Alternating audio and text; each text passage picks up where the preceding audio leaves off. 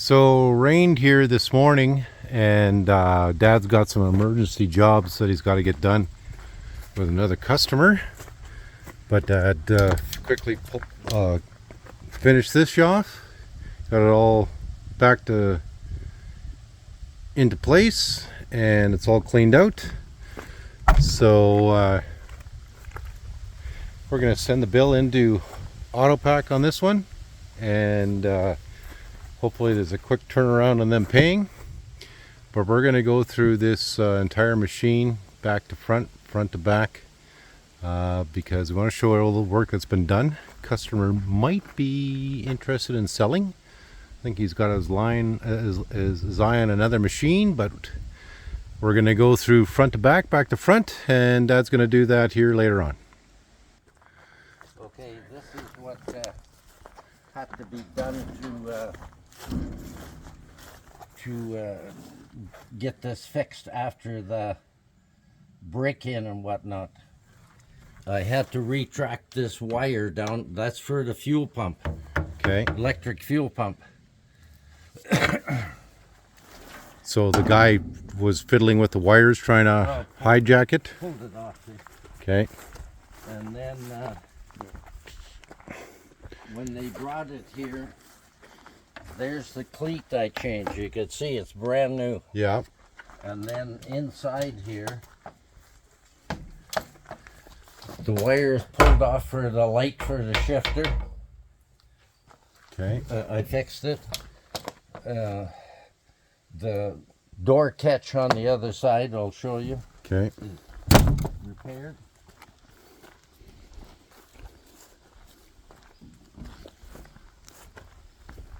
This was ripped off here. That's fixed. All the wiring is done underneath there again. And cleaned up, yeah. And cleaned up, and the carpet is all cleaned up. Okay. Everything works. Now, the power steering was the main cause of concern. Yeah. Everything's good? Well, luckily they didn't start it or fool around with it, so everything's good. We're going to start it, and I'll show you. Okay.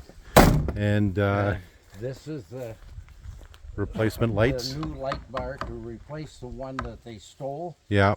And these are the new headlights to replace the ones that they stole. Yeah. They're the same thing. Is what they have. Yeah. 32-inch. So this was kind of a weird claim for MPI because they never had to deal with this, but luckily the customer had it insured, had it locked in his shop, and some guy broke in and tried to hijack. I rewired all the wiring here for the lights. Okay, good, yeah. So all this is done. It's cleaned up. Okay, perfect, yeah. So yeah, luckily the customer was a previous customer, and I told them about us. MPI called us and asked us, and we shared our channel. And you know, as far as we know, we're the only custom shop here that's doing Bombardier repairs. So otherwise this would have been a couple $1,000s extra the customer didn't need to deal with. But so lucky he had it insured, and Dad was able to fix it. Okay, now when here run. I also had to put a new ignition in. Yes, right. And rewire the start button. Yeah. Because that was all cut out. Yeah, so Dad spent a couple hours actually out in the yard where they dumped off the Bombardier, and he wasn't able to work in the shop. He had to get the ignition running there in the yard. Okay, now that puts the switch on for power. Yeah. And then we're just going to Dad's going to start it up, and he's going to put the lights on.